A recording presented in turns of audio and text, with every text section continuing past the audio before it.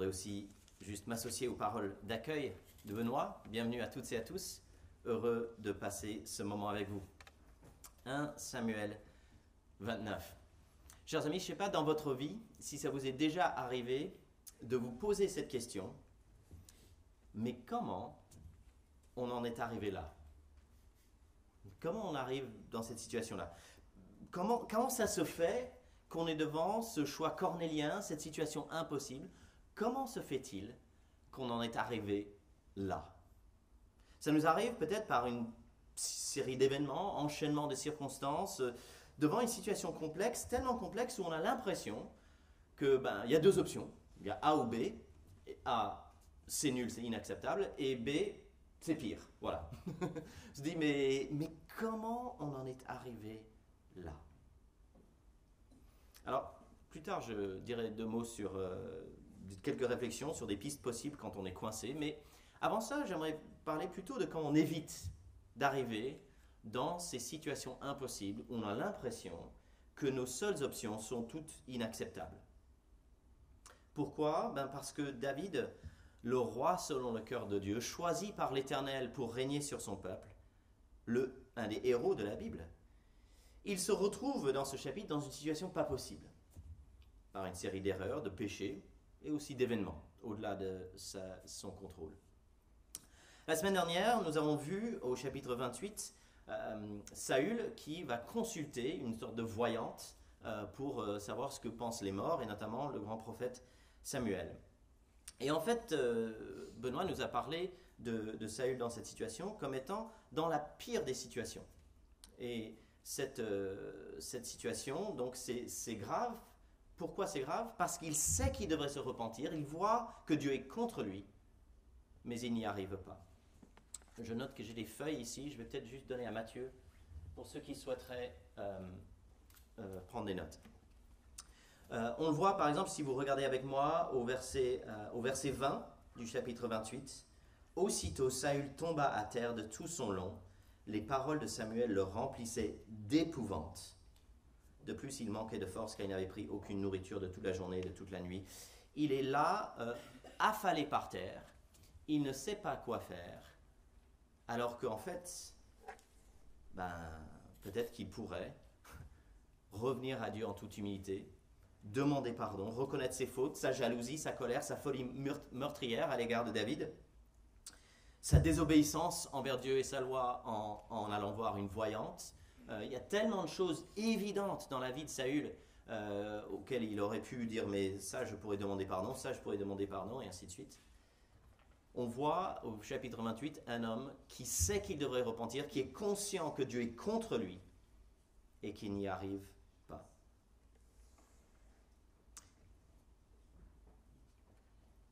Tout au long de l'histoire, Dieu est à l'œuvre. Dieu est à l'œuvre et la majorité du temps, en fait, son action nous est vraiment invisible. On ne voit pas, on n'est pas conscient. C'est pas évident pour nous à chaque instant de voir que Dieu, de savoir que Dieu est à l'œuvre. Que ce soit dans 1 Samuel et que ce soit dans l'histoire du monde aujourd'hui, tellement de choses, peut-être, je sais pas, 95%, qui sait, Dieu sait, mais tellement de choses que font Dieu nous sont invisibles. Nous ne voyons pas, nous ne réalisons pas comment il pourvoit, comment il agit, comment il fait. C'est vrai ici, dans ce chapitre, Dieu est à l'œuvre, mais c'est pas évident. On sait dans ce livre d'un Samuel que Dieu était à la recherche d'un roi selon son cœur. C'est la phrase qui revient, un roi selon le cœur de Dieu. On sait qu'il a envoyé son esprit sur David pour qu'il devienne ce roi-là, pour bénir le peuple de Dieu. Il va installer ce roi selon son cœur. Et c'est ce roi-là qui se révèle à nouveau dans ce chapitre, loin d'être à la hauteur. Et ce que j'aimerais vous souligner ce matin, c'est que l'Éternel persiste avec son plan. L'Éternel continue, alors même que David fait un peu n'importe quoi, se retrouve dans une situation impossible. Tout simplement, ce que nous voyons ce matin, c'est que David se retrouve dans une situation impossible. Il s'en sort de manière improbable.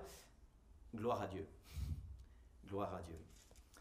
Je vous propose donc tout simplement une situation impossible à solution improbable. Qu'est-ce qui se passe dans 1 Samuel dans cette section? Eh bien, ce sorte de concours de circonstances ou concours de péché, de bêtises et de folie humaine. David arrive à une situation, il est avec Akish, Akish part en guerre, il a deux choix. Il peut trahir le roi auprès de qui il s'est engagé, et il le dit, par exemple, au verset 8, il dit « ton serviteur et il dit « pour que je ne puisse pas aller combattre les ennemis de mon seigneur le roi ». Il se met en situation d'un vassal, c'est-à-dire un seigneur qui est soumis à un autre seigneur, et donc qui dit ben, si toi tu pars en combat, moi je pars en combat. Donc il est dans la situation où soit il doit trahir cet engagement de respecter Akish et d'être soumis à lui et ce rôle d'être un vassal du roi Akish, soit l'autre option c'est d'aller s'attaquer à son peuple, le peuple dont il est le roi légitime, et de tuer ses frères, ses cousins, ses amis, les membres de son peuple. Impossible, impossible. Comment on en arrive là? Alors juste 3 points pour voir comment on arrive là. La première partie, c'est que quand Saül chasse David, alors ça remonte il y a quelques mois, mais dans le livre d'un Samuel, il y a un moment où David et Saül sont tous les deux victorieux sur des Philistins, et il y a des gens qui chantent et qui dansent. Et on le voit ici dans ce texte, Saül a frappé ses 1000 et David ses 10 000. C'était un chant, c'était une danse, c'était une fête pour célébrer le roi Saül et son plus grand général, son plus grand homme de guerre, David. Saül a frappé ses 1000, David ses 10 000. On fait la fête pour célébrer ça en danse. Sauf que quand Saül l'a vu, l'a entendu, il est devenu jaloux, il s'est mis en colère. Et tout est parti de là, il a commencé à pourchasser David et depuis quelque temps on voit donc ce choix de Saül de chasser David par jalousie, par colère. Par péché, tout simplement, par orgueil déplacé. Et donc, depuis, il y a tout un déroulement. Ils sont confrontés face à plusieurs reprises. Saül revient, il reconnaît qu'il ne devrait pas faire ça. Mais donc, il y a ce choix de Saül qui est un peu le lancement de l'affaire et qui n'est pas la faute de David. Deuxièmement, et là, c'est au chapitre 27. On ne va pas le regarder maintenant, mais plus tard. Ou peut-être au début, on peut le voir si vous voulez revenir à la page 211. David se dit « Je serai un jour supprimé par Saül. Je n'ai rien de mieux à faire que de me réfugier au pays des Philistins, afin que Saül renonce à me chercher encore dans tout le territoire d'Israël. Ainsi, je lui échapperai. » Ce n'est pas la première fois d'ailleurs qu'il cherche à s'enfuir même chez les Philistins, mais on voit qu'il a peur de Saül, mais dans le contexte d'un Samuel et ce qu'on a vu dans ces chapitres, on peut se poser quand même quelques questions sur ce choix-là, parce qu'il n'arrive pas à faire confiance à l'Éternel, en sorte. Il n'arrive pas à dire, en fait, ma sécurité, ça va être la protection de Dieu. Et il va chercher la sécurité chez l'ennemi historique. C'est une faute, c'est peut-être une folie. C'est même, je trouve, par rapport à ce qu'il a vécu en termes de protection de l'Éternel dans sa vie, ce qu'il aurait pu dire, mais ces dernières années, ces derniers mois, l'Éternel m'a protégé, je peux continuer à faire confiance. Il ne fait pas confiance, et donc je dirais même, dans un sens, que c'est une forme de péché, de ne pas faire confiance, alors qu'il a des raisons de faire confiance. Il avait des preuves dans sa vie. Je ne sais pas si ici à Paris, ça vous arrive d'avoir des problèmes avec la police. Donc imaginons quelqu'un qui a des problèmes avec la police. Il dit, c'est un peu chaud là, c'est tendu, qu'est-ce que je vais faire? Je vais peut-être aller en Sicile et me réfugier auprès des mafieux siciliens. De toute façon, je serais bien là, je serais loin de la police parisienne. Hein. Comme ça, ils ne pourront pas me retrouver. C'est peut-être pas une bonne idée. C'est peut-être pas une bonne idée. Troisième élément, Akish, lui, décide d'attaquer Israël. Alors, ça, honnêtement, c'est pas très surprenant. C'est un peu classique, hein, les Philistins attaquent Israël. Si vous lisez un peu la Bible, vous avez déjà croisé quelque chose comme ça. C'est souvent que c'est le cas, c'est des ennemis historiques, ils se battent. David s'est battu contre eux, il y a eu la fameuse bataille avec Goliath, vous avez peut-être déjà entendu parler de ça. Voici David qui part se confier, se mettre en soumission comme vassal, comme serviteur fidèle à un certain Akish, et on peut se dire, mais quelle catastrophe, quelle mauvaise idée, parce que d'habitude, que font les Philistins? Ils viennent attaquer Israël, et là tu vas être très mal. On peut dire, David n'est pas fautif de cette attaque, de ce choix d'Akish, de partir en guerre. Les Philistins rassemblèrent leurs troupes, hein, c'est le début du chapitre 29, donc ils rassemblent l'armée pour partir en guerre. C'est le choix d'Akish en tant que roi, mais c'est quand même prévisible, hein, c'est pas étonnant. C'est genre la personne qui est surprise que il est l'hiver et il fait froid, ou on arrive au printemps, il pleut. C'est prévisible quand même. Les Philistins, ils attaquent Israël. Bon, Donc, voici les trois éléments. L'attaque de Saül contre David, David qui fuit chez les Philistins au lieu de faire confiance à l'Éternel, et Akish qui choisit d'attaquer les Israélites. Et là, David se retrouve dans une situation impossible. Il affirme être le soumis et donc loyal à Akish, mon seigneur le roi Akish, et donc il doit le soutenir en guerre.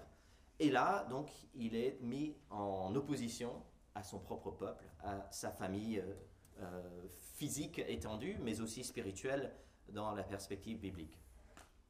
Petit détail sur cette situation. Akish fait confiance à David et il soutient sa confiance même face au prince philistin. Et en fait, cette confiance est basée sur, entre autres, des mensonges. Je vous invite juste à revenir à nouveau au chapitre 27. Chapitre 27, verset 10, page 211.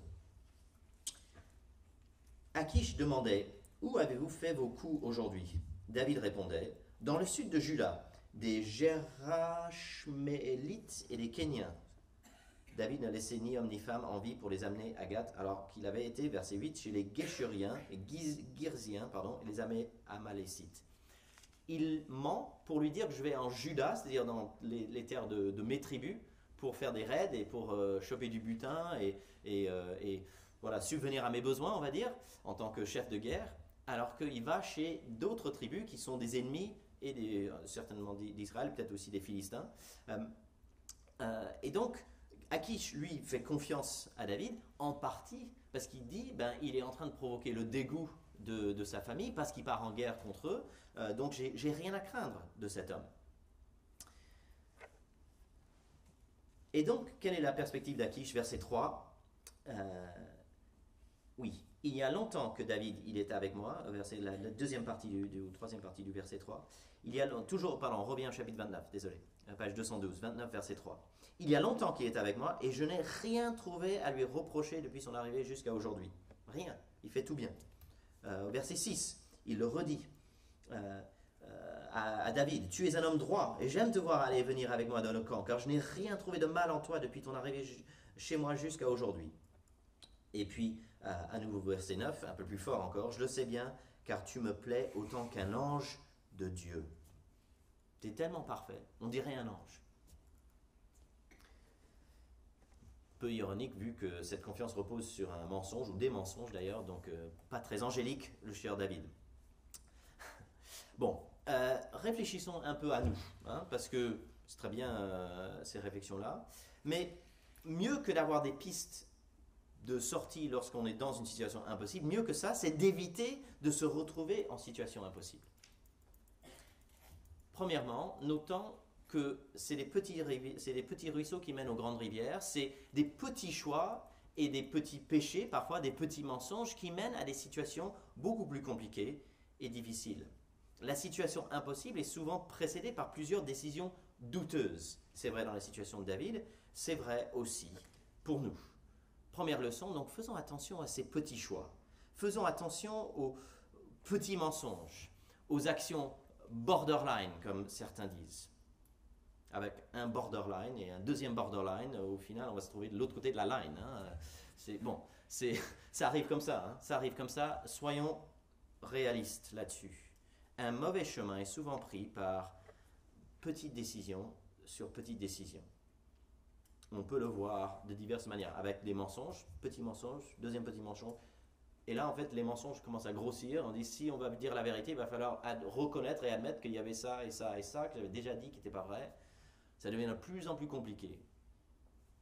Avec d'autres choses, comme la pornographie en ligne. Ça peut commencer avec des sites people, avec des femmes en tenue de maillot de bain, et puis ça va plus loin et ça termine par des pourritures insupportables.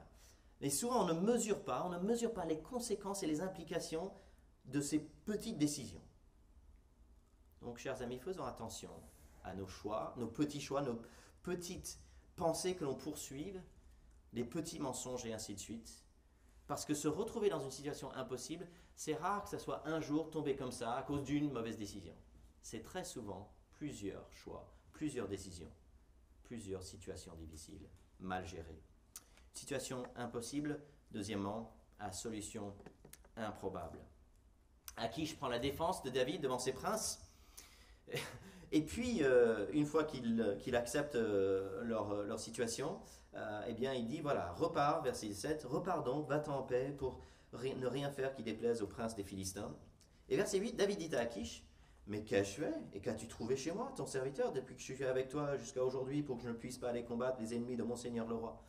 Je dis, mais pourquoi tu prends pas la porte là? Il te propose un petit boulevard, le tapis rouge pour sortir en beauté. Il résiste, il rouspète, il dispute un peu la situation. C'est assez particulier, ou presque comique dans un sens. Le roi trompé vient à la défense de celui qui l'a trompé. Et le roi libéré, David, qui peut partir tout honneur gardé, il refuse quasiment sa libération. Mais pourquoi je partirais? J'ai tout fait, etc. C'est par le biais des princes philistins que David est sauvé dans cette situation, alors qu'il était coincé. Chers amis, l'auteur, ou le narrateur, ou les deux, du livre de 1 Samuel, ne croit pas au hasard. Il ne nous raconte pas cette histoire pour dire « Ah, parfois les choses tombent comme ça et on a de la chance ». Il ne croit pas au hasard, ou peut-être que le hasard avec un grand D, comme Dieu. L'auteur sait à qui David doit son secours. Ce n'est pas la première fois dans la Bible que Dieu secourt des personnes dans des situations assez impossibles. Pensez à Jonas, par exemple, qui se retrouve dans une tempête, qui dit en fait la solution c'est que vous me jetiez à la mer, qui est au fond des mers et Dieu le sort de cela.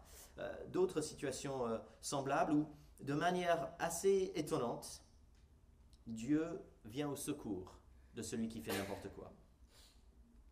Et dans la grande histoire de la Bible, ce n'est pas la dernière fois non plus, où Dieu va même prendre un ennemi et en faire un sauveur.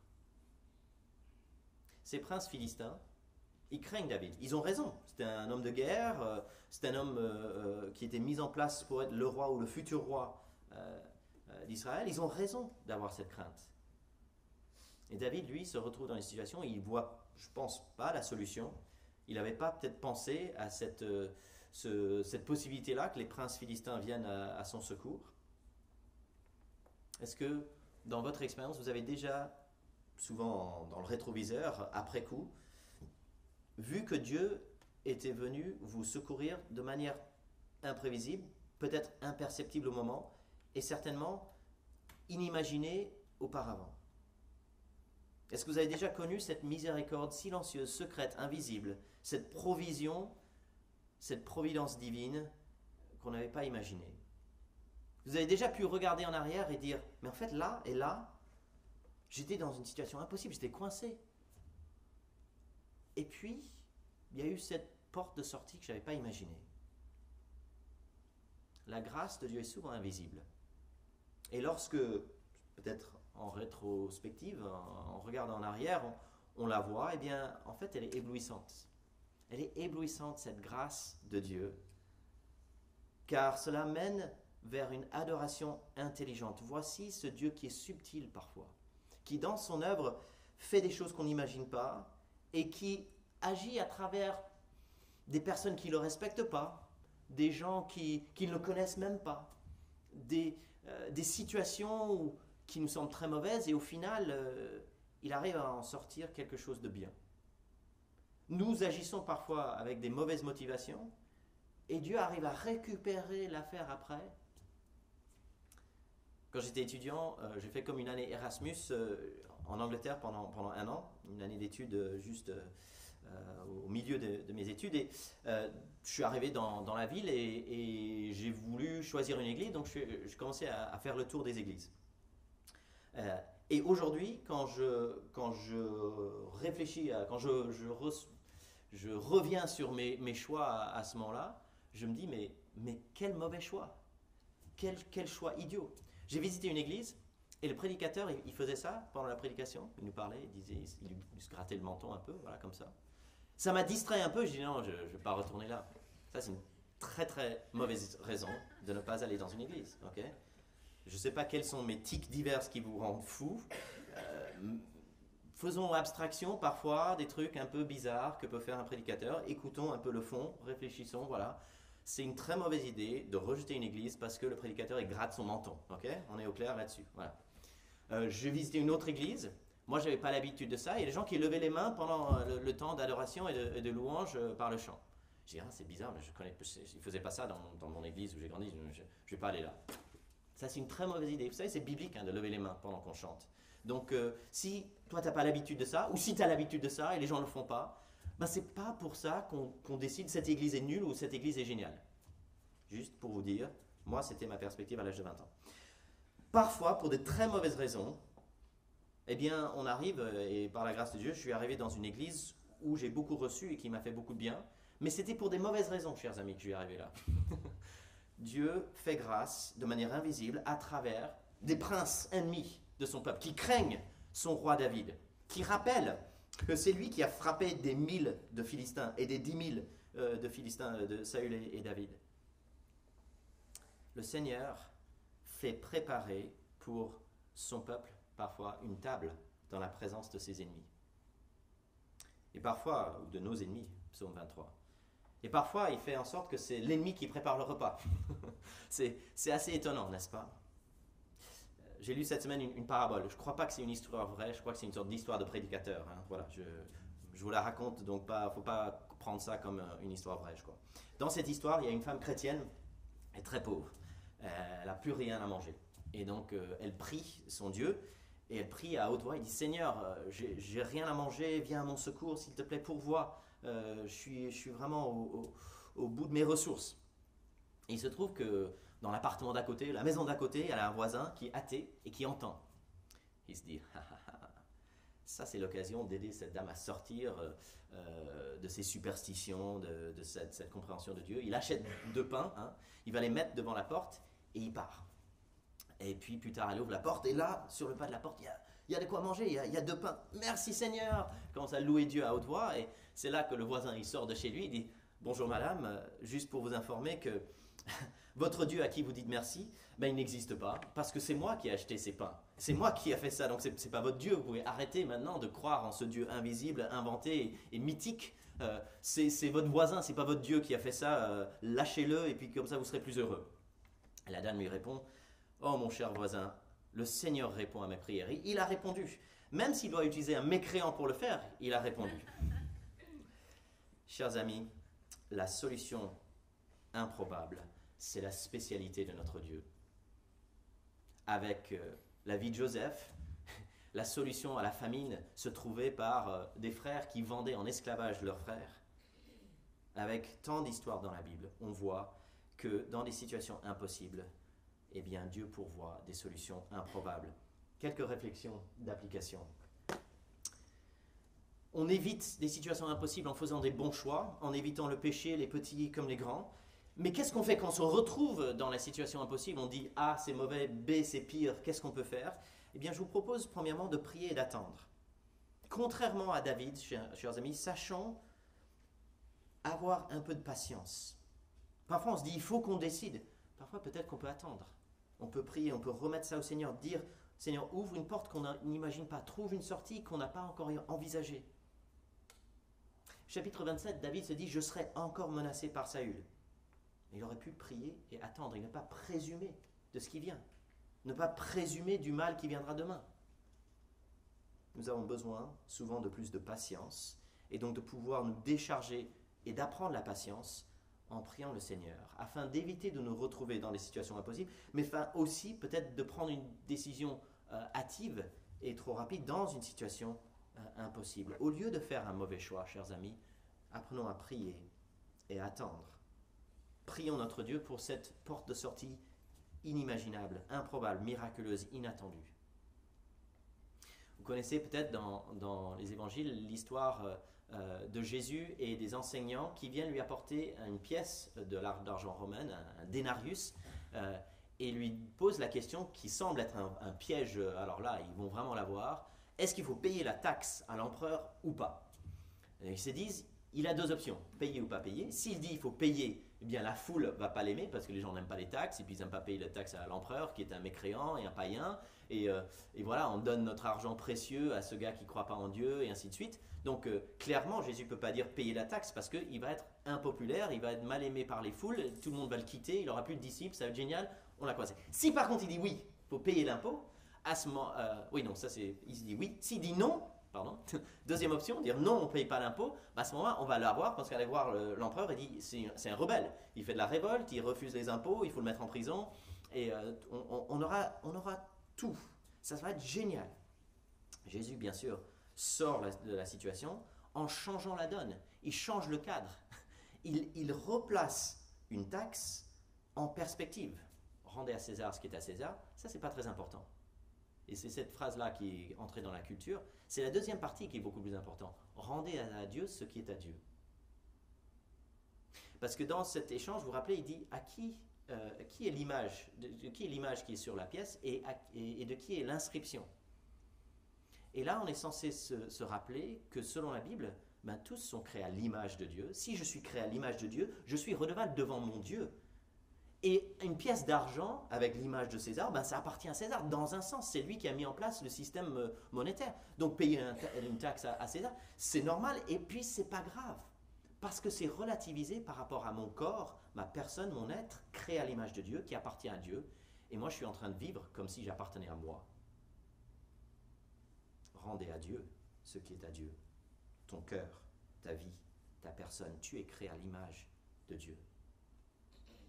Jésus aussi savait trouver cette solution impossible.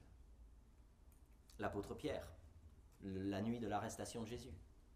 S'il dit oui devant l'interrogation, tu es un disciple de cet homme qui est arrêté là. Peut-être qu'il va se faire arrêter, peut-être qu'il va être en prison, peut-être même qu'il va être tué en même temps que Jésus. Il ne veut pas ça. Donc il préfère mentir. Sauf que mentir, c'est se mettre en porte-à-faux avec son Dieu. Il aura besoin plus tard de cette triple restauration de Jésus. L'ironie de l'histoire, c'est que quelques années plus tard, il se retrouve arrêté, en prison, et au final tué, parce qu'il l'a dit, en effet, je suis disciple de Jésus. Qu'est-ce que, entre guillemets, ça aurait changé, que ce soit en l'an 33 ou en l'an 40, qu'il se fasse martyriser au final? Dans un sens, ça ne change rien, parce que l'important, c'est d'appartenir à son Dieu, de suivre son Dieu, et d'être avec lui, tant bien qu'il soit emprisonné, ou même tué par les autorités romaines. Il aurait pu dire oui ce jour-là, peut-être être arrêté, peut-être Dieu aurait fait les choses autrement, qui sait? On ne sait pas le mal qui viendra demain ou le bien. Le vrai désastre, c'est de ne pas donner ce qui est à Dieu, ne pas faire confiance à celui qui nous invite à recevoir de sa part justice, pardon, sécurité, espérance. Prier et attendre, parce que Dieu est bon, il prend soin de nous, même dans les situations les plus impossibles. Petite erreur qu'on pourrait faire en lisant ce texte, nous pourrions croire, eh bien, je fais ce que je veux parce que l'Éternel, il a pris soin de David alors même qu'il faisait n'importe quoi. Ben, ne croyons pas que, quelles que soient mes erreurs et mes folies, ben, le Seigneur va me secourir, comme il l'a fait pour David. Ce qu'il a fait pour David, il ne le fera pas forcément pour moi, ou en tout cas pas dans ce sens-là. Son secours infaillible est éternel, et son secours est infaillible dans l'éternité. Ça ne veut pas dire qu'ici-bas, on n'aura pas à subir les conséquences de nos mauvais choix. Et la plupart du temps, on doit les subir. Le secours infaillible est pour le roi parfait, Jésus. Et ce secours infaillible s'applique à nous dans l'éternité lorsque nous faisons confiance au Seigneur. Mais le secours infaillible de Dieu à l'égard de Jésus est venu après les souffrances, le fouet, la mort. Oui, David a fait n'importe quoi. Et Dieu a pris soin de lui, même à travers des princes philistins. Dieu lui a fait grâce. Nous voyons ici à nouveau le caractère de ce Dieu éternel. Son caractère, c'est de faire grâce et de persister là-dedans, de continuer, alors même que David ne le mérite pas, qu'il se retrouve dans une situation impossible du fait de ses propres mauvais choix. Dieu n'est pas impatient avec David, il n'est pas impatient avec son peuple, il est incroyablement patient et persistant pour faire grâce de manière invisible à travers des princes philistins pour prendre soin de David. Et conscient de notre folie, Dieu ne nous rejette pas jour après jour, mais sa miséricorde nous poursuit inlassablement, même si pour notre bien, parfois nous devons supporter les conséquences de nos actes. Mais notre confiance, elle est dans la bonté de ce Dieu, et lorsque nous en doutons, eh bien nous pouvons regarder à la vie, la mort et la résurrection de Jésus qui démontrent de manière éclatante ce secours parfois invisible. Pour terminer, 5 parallèles entre David et Jésus. C'est le bibliste John Woodhouse qui m'a donné ces pistes, juste par rapport à la fin de la vie de Jésus. Premièrement, David se retrouve entre les mains des nations, les païens. Jésus aussi s'est retrouvé entre les mains donc, de Pilate, des païens, des gens qui ne respectent pas Dieu. Deuxièmement, David est accusé à tort d'être un traître par l'entourage du roi. C'est la même chose pour Jésus, accusé à tort d'être rebelle contre Pilate par ces hommes puissants qui étaient dans l'entourage, les Sadducéens. Troisièmement, le roi païen innocente le roi de Dieu. Donc on a vu 3 fois Akish dit « mais je n'ai rien trouvé de mal, c'est comme un ange, ce gars ». 3 fois il le dit. Dans 2 des 4 récits des évangiles, c'est aussi 3 fois que Pilate dit Jésus est innocent. Triple affirmation de l'innocence ici aussi. 4e parallèle, le roi païen est un homme faible qui suit l'avis de son entourage, alors qu'en tant que roi, il aurait pu faire fi de leur point de vue, dire non, on va quand même partir en guerre avec David, ou dans le cas de Pilate, il aurait pu dire ben non, je ne trouve rien de mauvais dans cet homme, je vais le relâcher et vous devez simplement l'accepter. C'était son autorité aller jusque-là, il pouvait parfaitement le faire s'il avait ce courage et cette force-là. Et 5e parallèle, par toute cette histoire, en fait, Dieu accomplit son projet pour son roi, et à travers ce roi, pour le bien de son peuple, par le biais des hommes qui ne le respectent pas. Dans 1 Samuel, Dieu est en train de tout mettre en place pour que ce roi, selon le cœur de Dieu, puisse régner pour le bien du peuple. Dans toute l'histoire de la Bible, on voit à nouveau que Dieu met tout en place pour son roi éternel, pour qu'il puisse régner en tant que prince de paix, en tant que roi bienfaisant pour tout son peuple, à jamais. Une situation impossible, à solution improbable, encore une preuve de la grâce invisible et persistante de notre Dieu. Prions ensemble. Père Céleste, nous te bénissons pour ta générosité, alors même que les situations semblent impossibles, alors même que nos choix mauvais nous conduisent dans des situations difficiles, voire inacceptables. Seigneur, pardonne-nous nos mauvais choix et fais de nous un peuple sage qui fait de meilleurs choix jour après jour. Fais de nous un peuple qui te fait confiance et un peuple qui attend de toi des solutions improbables alors que nos situations nous semblent impossibles. Seigneur, fais de nous un peuple qui sait prier et attendre, qui ne choisit pas trop vite, qui ne soit pas trop impatient. Fais de nous ce peuple qui sait attendre ta grâce. Seigneur, fais de nous un peuple fidèle et joyeux par ton esprit. Protège-nous des erreurs comme ceux de David et de Saül. Guide et dirige ton peuple pour l'honneur de ton nom. Et nous te prions toutes ces choses au nom de Jésus. Amen.